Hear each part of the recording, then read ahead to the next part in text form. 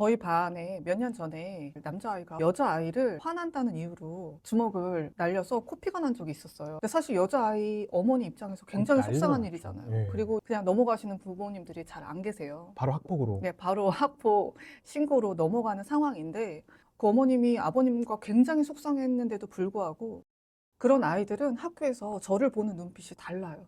네, 저한테 굉장히 호의적이고요. 그럼 당연히 교사도 사람이니까 그 아이를 더 볼 수밖에 없고 더 신경 쓸 수밖에 없어요. 그럼 자연스럽게 아이들이 그 한자에 노출되게 되고 뜻을 알 수밖에 없거든요. 예, 예. 우리나라 말이 한자 문화권에 있기 때문에 어휘력 면에서 좋아질 수밖에 없더라고요. 네. 지금 1학년 아이들과 사자 수학하고 있는데 예. 사실 한글도 지금 갓 배우기 시작하는 그렇죠. 상황에서 네. 한자가 웬 말이냐 할 수 있는데 아이들이 관심을 갖기 시작하더라고요.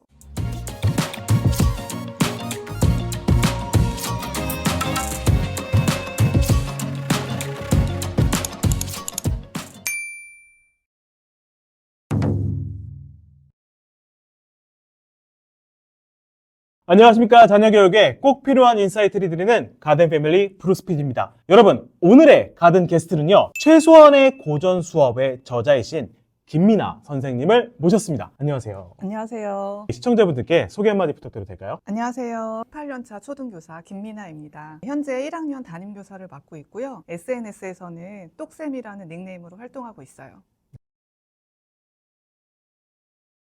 18년 동안 교직에 있으시다 보면 이런저런 아이들, 학부모님들을 많이 만나셨을 것 같은데요. 또래보다 뛰어나다, 다르다. 그런 아이들을 키우는 부모님들의 공통점이 있으셨을까요? 제가 만나는 아이들이 되게 많잖아요. 근데 똑똑한 아이들은 많은데 실제로 공부도 잘하고 인성도 좋고 문해력도 좋고 끈기도 있고 이런 아이들은 사실 손에 꼽을 정도로 많지 않거든요. 그래서 그런 아이들을 만날 때마다 부모님이 어떻게 지도를 하셨는지 궁금하더라고요. 네, 제가 항상 그 어머님들께 어떻게 교육을 하셨는지 질문을 하거든요. 어떤 특별한 비법이 있지 않을까 해서 기대를 가지고 여쭤보는데 사실 특별한 비법을 말씀해 주신 분은 안 계셨어요. 네. 그래요. 그냥 겸손하셨고 본인이 특별한 뭔가를 했다는 생각을 안 하시더라고요. 그래도 뭔가 다른 네. 이유가 있을 거다 생각해서 제가 아이와 부모님을 계속 관찰을 해봤어요. 그랬더니 특별한 건 없지만 한 끗이 다른 뭔가가 있더라고요. 제가 공통점 발견한 건 5가지예요. 5가지요? 먼저 첫 번째는 부모님이 앞에 나서지 않아요. 그러니까 아이가 모든 걸 결정하고 부모님은 뒤에 계셨어요. 제가 특별히 기억나는 아이가 있는데 제가 6학년 때 담임이었거든요. 수원시에서 좋은 학군에 있는 학교였고 거기에서도 최상위권에 있는 학생이었는데 근데 그 아이는 다른 아이들에 비해서 수업 시간에 집중을 굉장히 잘했고 더 특별했던 거는 아이들이 사실 질문을 잘 안 하거든요. 그 아이는 수업 시간에 궁금한 게 있으면 저한테 항상 질문을 했어요. 네, 요새 학원들이 되게 세분화되어 있잖아요. 네, 네. 이 아이가 최상위권의 사교육을 받고 있을 거라고 생각했어요. 예. 그래서 부모님한테 어떤 학원을 다니고 있는지 여쭤봤더니 다니고 있지 않더라고요. 유일하게 다닌 학원이 하나 있었는데 악기 배우는 학원. 악기요? 네. 그 아이가 첼로를 배우고 있었는데 그거 이외에는 다니고 있지 않더라고요. 와. 네. 어떻게 이런 수준으로 올라올 수 있는데 사교육 없이 가능했을까 그런 생각을 했었거든요. 네. 근데 유일하게 다닌 학원이 있더라고요. 6학년이었는데 수학의 어떤 특정 단원이 어려워서 아이가 이 부분에 대해서 배우고 싶어서 다니고 싶다고 요청을 했어요, 엄마한테. 먼저. 네, 그래서 몇 달 다닌 게 전부더라고요. 그래서 이 아이가 수업에 몰입할 수 있었던 이유는 엄마가 결정을 하지 않고 아이의 필요에서 출발해서 학원을 선택하고 그다음에 뒤에서 서포트 해줄 수 있었던 엄마의 태도 때문에 그 아이가 자기주도적으로 잘할 수 있지 않았나 그런 생각이 들었습니다. 두 번째는 아이를 부모와 분리해서 생각한다는 점에서 다른 점이 있었어요. 네. 네. 보통 부모님들은 부모님의 영역에 아이를 두려는 성향이 있거든요. 네네네. 네. 근데 이 부모님들은 자기 자신과 아이를 분리해서 생각하는 그런 모습이 되게 인상적이었어요. 아이에게 단호한 모습도 있었어요. 근데 그게 그냥 단호한 게 아니고 따뜻한 단호함이라고 표현하는 게 정확할 것 같아요. 그러니까 아이가 뭔가 화가 나서 오거나 속상한 일이 있을 때 부모님들이 요새는 그냥 참지 않으시고 그냥 바로 나서시거든요. 네.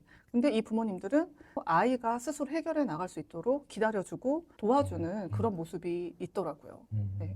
근데 요즘은 학교폭력 사건 되게 많거든요. 예. 그게 아주 작은 사건이라도 본인의 아이가 피해를 봤을 때 그냥 넘어가지 않는 거예요. 학폭 관련 이슈가 있을 때 그 반응이 달라요? 반응이 옛날에는 요새 애들 그럴 수도 있지. 애들이 커가는 과정에서 그럴 수도 있지. 그런 식으로 이렇게 넘어갔다면 지금은 우리 아이에게 조금만 해가 돼도 참지 않고 무조건 학교폭력 신고를 하는 경향이 있어요. 저희 반에 몇 년 전에 남자아이가 여자아이를 화난다는 이유로 주먹을 날려서 코피가 난 적이 있었어요. 근데 사실 여자아이 어머니 입장에서 굉장히 난리가 속상한 났죠. 일이잖아요. 예. 그리고 그냥 넘어가시는 부모님들이 잘 안 계세요. 바로 학폭으로. 네, 바로 학폭 신고로 넘어가는 상황인데 그 어머님이 아버님과 굉장히 속상했는데도 불구하고 우리 아이도 뭔가 좀 잘못한 게 있겠지. 네, 이런 식으로 넘어가시는 모습을 보고 되게 존경스럽더라고요. 세 번째는 다른 부모님들과 가깝게 지내지 않으세요. 의외다. 아니 보통은 뭐 정보 공유 차원에서 엄마들끼리 올려 다니고 그렇지 않아요? 저도 사실 저희 아이 1학년 입학할 때 그런 게 가장 걱정됐거든요. 제가 직장을 다니다 보니까 예, 예. 다른 엄마들과의 교류가 어렵기 네. 때문에 아이한테 안 좋은 면이 있지 않을까 그런 고민도 했는데 근데 이렇게 많은 사람들을 만나서 너무 많은 정보를 듣다 보면 내가 가진 정보들이 의심스럽기도 하고 내가 가진 신념이 흔들릴 때도 있거든요. 그리고 잘못된 방향으로 생각이 흐를 때도 있어요. 제가 놀이터에서 엄마들을 만나도 그렇고 그리고 카페에서 옆에 엄마들이 대화할 때 보면 담임 선생님 얘기를 굉장히 많이 해요. 보통은 안 좋은 얘기가 많고 그리고 옆반 선생님과 비교하는 얘기를 되게 많이 하시더라고요. 근데 제가 그 기억에 남는 어머님들은 다른 엄마들과 그런 그룹을 형성하지 않기 때문에 담임교사에 대해서 좋은 면만 생각하시더라고요. 좋게 봐주시려고 네, 하시고. 네. 근데 엄마의 그런 태도는 아이한테 전달이 돼요. 엄마가 선생님에 대한 태도를 은연중에 보이거든요. 그러니까 뭐 말과 행동으로 왜 이랬을까? 왜 그러지? 뭐 아니면 다른 엄마들과 통화할 때 누구는 이랬대, 어떤 반은 이랬대. 편하게 얘기하는 게 사실은 아이들은 그거를 느끼고 있거든요. 네. 네. 꼭 귀로만이 아니라 분위기로 그 아이가 학교에서 엄마와 똑같은 태도를 선생님한테 보여요. 엄마가 선생님에 대해서 좋은 생각을 가지고 있는 자녀들은 학교에서 그대로 선생님한테 믿음을 보이거든요. 그럼 교육의 효과가 좋을 수밖에 없겠죠. 그런 아이들은 학교에서 저를 보는 눈빛이 달라요. 네, 저한테 굉장히 호의적이고요. 그럼 당연히 교사도 사람이니까 그 아이를 더 볼 수밖에 없고 더 신경 쓸 수밖에 없어요. 네 번째는 사교육을 덜 시킨다는 점이 공통점이었어요. 요새 아이들 학원 다니느라고 이리저리 바쁘게 왔다 갔다 하는데 사실 실제로 아이가 공부하고 생각할 시간을 갖지 못하는 게 현실이거든요. 예, 예. 근데 이 아이들은 사교육이 적다 보니까 자기 혼자 취미생활을 한다든지 아니면 공부한 걸 복습한다든지 자기가 좋아하는 거를 탐구해 본다든지 그런 시간을 충분히 갖는다는 특별한 면이 있었어요. 네, 다섯 번째는 독서 교육을 한다는 점이 특징이었어요. 네. 독서 교육을 어떻게 해주실까요? 이 아이들은 사교육을 적게 하다 보니까 시간적 여유가 있어서인지 책을 굉장히 많이 읽었더라고요. 다양한 종류의 책을 읽었다는 게 되게 특징적이었고 독서를 할 때 다른 아이들보다 훨씬 더 몰입해서 읽는 모습을 보였어요. 네.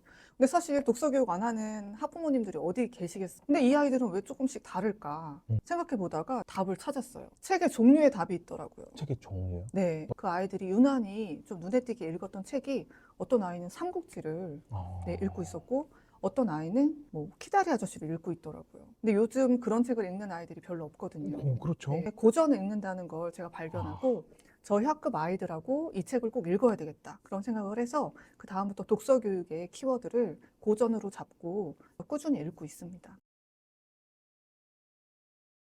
삼국지를 읽던 아이가 어떤 면을 보였냐면 남자아이들이 축구를 할 때 아이들이 욕심내는 거는 골을 넣는 거거든요. 그래서 모두 다 공격수를 하길 원하거든요. 근데 그 아이는 수비수를 하더라고요. 축구를 잘하는 아이였는데 항상 수비수를 하길래 야, 이건 제가 알아요. 절대 쉽지 않은 결정이에요. 맞아요. 그거를 저도 알고 있기 때문에 물어봤어요. 왜 수비수를 하냐 물었더니 그 아이가 이렇게 대답하더라고요. 자기는 공격수로 1등을 못할 거를 알고 있기 때문에 수비수를 한다고 하더라고요. 네. 그러니까 자기가 잘할 수 있는 적합한 거를 찾아서 할 수 있다는 게 사실은 전략이잖아요. 그 아이는 그 학년에서 수비수로는 1등이었어요. 그 아이가 있는 반은 골이 안 들어간다는 인식이 있을 정도로 수비수에서는 걔가 1등이었거든요. 야. 그런 전략을 생각한다는 것 자체가 저는 삼국지의 힘이라고 생각했어요. 제가 여기서 보셨던 문해력 관련해서 항상 여쭤보면은 공통적으로 삼국지, 그러니까 고전을 그렇게 읽히셨더라고요. 맞아요. 네, 그동안 본 아이들이 지금 현재 대학교 간 친구들도 있고 성인이 된 친구들도 있는데 대부분의 학생들은 명문대에 진학했어요.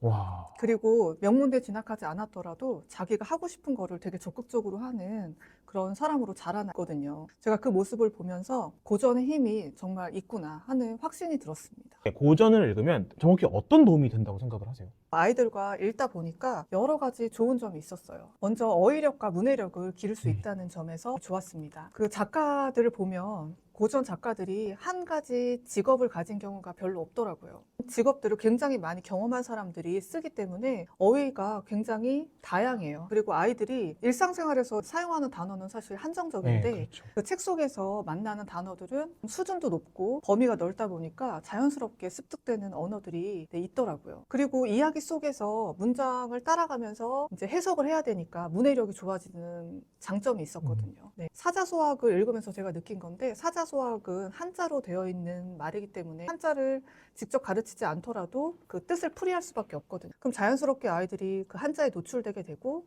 뜻을 알 수밖에 없거든요. 예. 우리나라 말이 한자 문화권에 있기 때문에 어휘력 면에서 좋아질 수밖에 없더라고요. 네. 지금 1학년 아이들과 사자소학하고 있는데 사실 한글도 지금 갓 배우기 시작하는 상황에서 네. 한자가 웬 말이냐 할 수 있는데 아이들이 관심을 갖기 시작하더라고요. 이 단어 무슨 뜻이에요? 라고도 물어보고 저번에 나왔던 한자잖아요. 이런 걸 묻는 거 보니까 한자를 아는 것만으로도 확장이 될 수 있다는 확신이 들더라고요. 무엇보다 고전을 읽으면 자기 삶에 대해서 생각해 볼 수 있다는 게 저는 가장 좋았던 것 같아요. 내가 어떤 사람인지, 그리고 내가 좋아하는 게 뭐고 싫어하는 게 뭔지, 그리고 내 삶을 어떻게 살아야 될지, 내 삶의 목표가 뭔지, 사실은 그 고민이 굉장히 필요한 건데 그때 자기 기준이 있지 않으면 이리 흔들리고 저리 흔들릴 수밖에 없거든요. 자신만의 기준을 마련하려면 자기에 대해서 생각해 볼 시간이 필요한데 네, 그거에 대한 질문을 던져주는 게 고전이었어요. 생각해 볼 수 있게 자극을 해준다라는 거잖아요. 네, 맞습니다. 학년별로 어떻게 고전을 읽히면 좋을까요? 저학년, 중학년, 고학년별로 로드맵을 좀 줄 수 있으실까요? 초등학교 시기에 너무 완역본이나 원전을 읽는 거에 초점을 맞추지 말고 다양한 고전을 읽어보고 탐색하는 시기로 삼았으면 좋겠어요. 어른이 되어서도 고전을 이렇게 읽는 사람들은 어릴 때 읽었던 한 권의 책이 좋았던 그 기억 때문에 다시 읽는 경우가 많거든요. 그래서 그 좋은 기억을 만들어주기 위한 씨앗을 뿌리는 과정이라고 생각하시면 좋을 것 같아요. 제가 해보니까 저학년도 가능하거든요. 그래서 저는 저학년 때부터 책의 종류와 수준만 달리한다면 충분히 가능하다고 생각하기 때문에 저학년, 중학년, 고학년으로 나눠서 소개하려고 해요. 저학년은 고전 스며들기 단계라고 생각하시면 좋을 것 같아요. 처음 1학년을 맡아서 고전을 읽을 때 이 아이들과 어떤 책을 읽어야 좋을까 굉장히 고민되더라고요. 그래서 제가 고른 거는 전래동화와 사자소학이에요. 네. 전래동화는 제가 저희 아이와 집에서 읽던 전집을 가져와서 다양하게 계속 읽었고요. 사자소학은 내용이 굉장히 많은데 아이들과 함께 읽었으면 좋겠는 걸 그때그때 골라서 아이들과 읽고 썼거든요. 사실 창작 동화에 비해서 좀 지루해야 하지 않을까 그런 생각을 하긴 했는데 실제로는 굉장히 재밌어했고 그리고 전래동화에서는 효도라든지 우애, 우정, 의리 이런 거에 대한 주제가 굉장히 많이 나오는데 그거에 대해서 배우는 모습을 보고 참 좋았어요. 그 사자소학 같은 경우에 한자에 노출될 수 있다는 점에서 장점이 있었고요. 요즘 아이들은 부모님이 먼저 수저를 들었을 때 내가 들 수 있다 이런 거조차도 모르는 아이들이 많아요. 그 내용이 사자소학에 나왔는데 아이들이 전혀 모르고 있던 일이라고 하더라고요. 근데 이걸 배우고 나서 집에서 아이들이 엄마 먼저 드세요 이런 말을 처음으로 했다는 얘기를 제가 학부모님들과 대화하면서 들었는데 어머님들이 너무 좋아하시더라고요. 네. 중학년은 고전 탐색기라고 보시면 됩니다. 다양한 고전을 읽어보면서 내가 좋아하는 기호가 뭔지 찾는 과정이라고 생각하시면 돼요. 고전 리스트, 전집 리스트를 보셔도 되고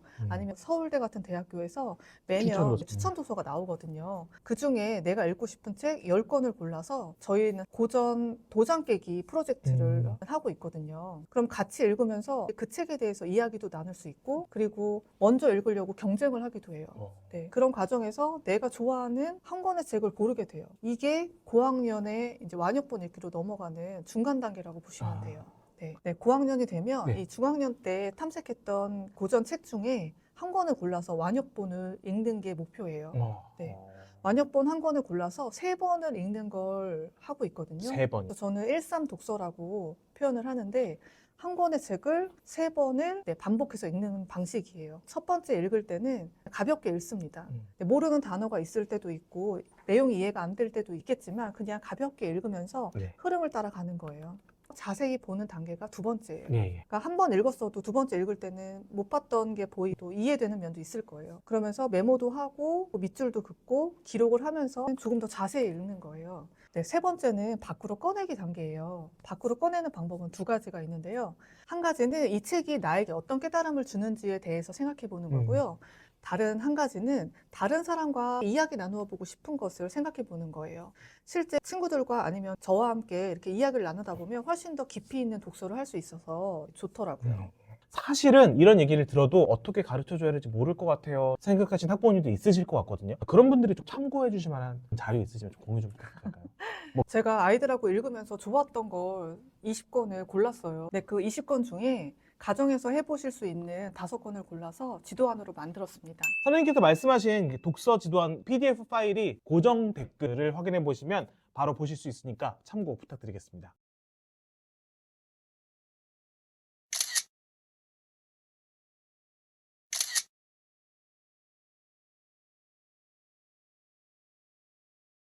효과적인 고전 읽기 꿀팁을 말씀 부탁드려도 될까요? 제가 해보니까 네. 초반에 계획을 세우지 않으면 이게 실천하기가 어렵더라고요. 예.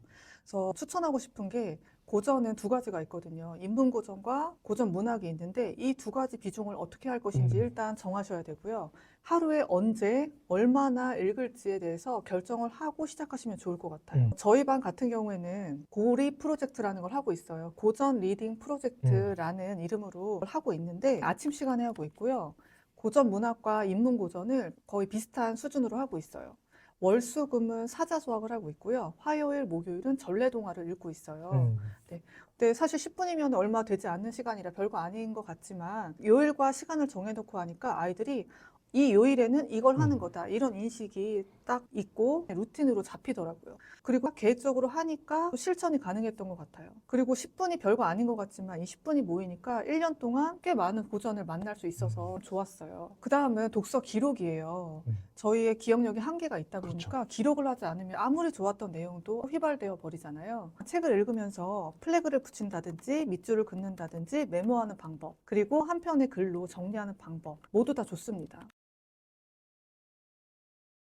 고전 읽은 아이들이 문해력도 마찬가지고 인성 측면에서도 유익이 있었던 것 같은데요. 이 영상을 보시는 부모님들이 꼭 기억했으면 좋겠는 키워드 하나를 꼽아주신다면 어떤 걸 꼽아주시고 싶으신가요? 고전이 좋다는 건 다 아실 거예요. 네. 그리고 한번 읽어보고 싶은 마음이 드실 텐데 사실 고전이 술술 읽히는 책은 아니에요. 저도 고전이 좋아서 읽고는 있지만 의지가 있는데도 불구하고 막힐 때가 많더라고요. 그래서 선생님들과 북클럽을 만들어서 함께 읽고 있는데요. 그러다 보니까 지치지 않고 계속 읽을 수 있는 힘이 되더라고요. 그래서 제가 추천하고 싶은 건 고전을 꾸준히 끝까지 읽으려면 누군가와 같이 읽었으면 좋겠어요.